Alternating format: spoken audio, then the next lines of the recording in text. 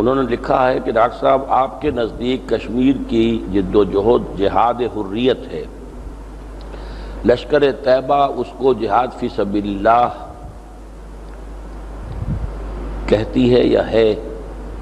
جماعت اسلامی کا علامہ مودودی کے نظریے کے برعکس جہاد فی سبیل اللہ ہے۔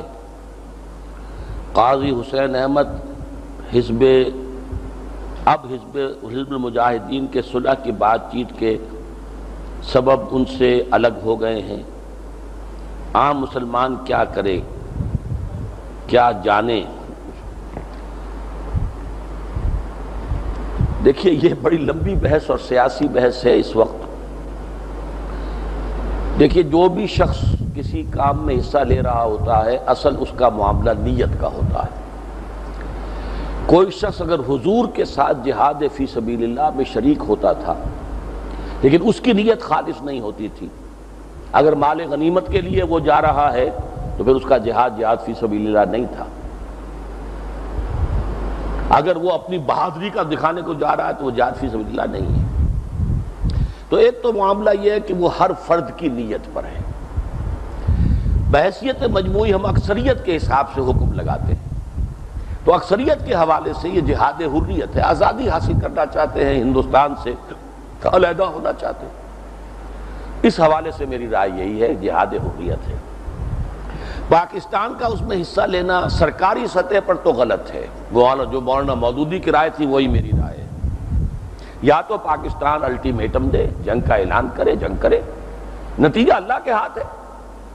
اگر اللہ ہماری مدد کرے گا، اور اللہ تعالیٰ کی مدد کی ہمیں توقع نہیں ہے، اس لیے نہیں ہے کہ ہم نے اللہ کے خلاف بغاوت کر رکھی، ہم تو سودی نظام لے کر چل رہے ہیں، تو اللہ کے تو خود ہمارے خلاف اعلان جنگ ہے، تو ہم کیسے اس سے امید کر سکتے ہیں؟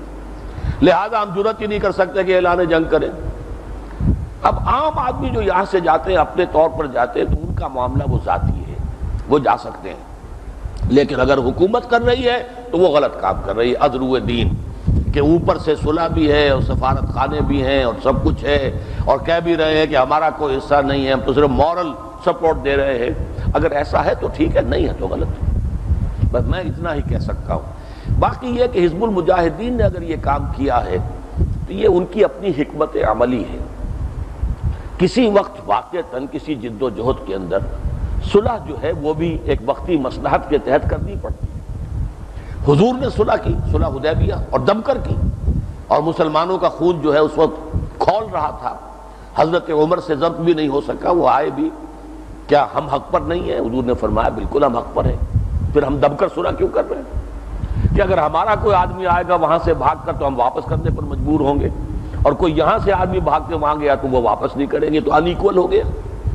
اور اب ہم نے احرام باندھے ہوئے ہیں عمرے کے، اور ہمیں یہیں پر احرام کھول دینا پڑے گا، لیکن حضور نے کیا، اللہ نے اسے فتح مبین قرار دیا، انا فتحنا لک فتحا مبینا۔ اس لیے ان کی نیتوں پر حملہ کرنے کی ضرورت نہیں ہے۔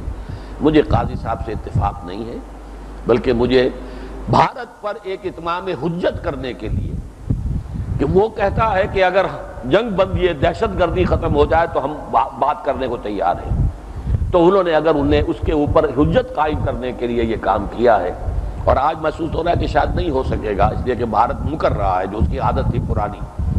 ایک تو یہ کہ پاکستان کو شامل کرنے کو تیار نہیں ہے، ایک اس نے پہلے انڈیکیشن یہ دی تھی کہ ہم یہ شرط نہیں لگائیں گے کہ with in the premises of the constitution of India بات ہوگی، اب شاید اس کی بھی پخ لگا رہا ہے، تو نہیں ہو سکے گا۔ لیکن ایک انہیں دلیل اور حجت حاصل ہو جائے گی حزب المجاہدین کو، دیکھو ہم نے تو کوشش کی تھی کہ صلح کے ذریعے سے اور بات چیت کے ذریعے سے معاملہ طے ہو جائے، اور یہ ان کے لیے ایک بڑا پوائنٹ سکور کرنے کا ذریعہ بن جائے گا عالمی رائے عامہ کے اعتبار سے۔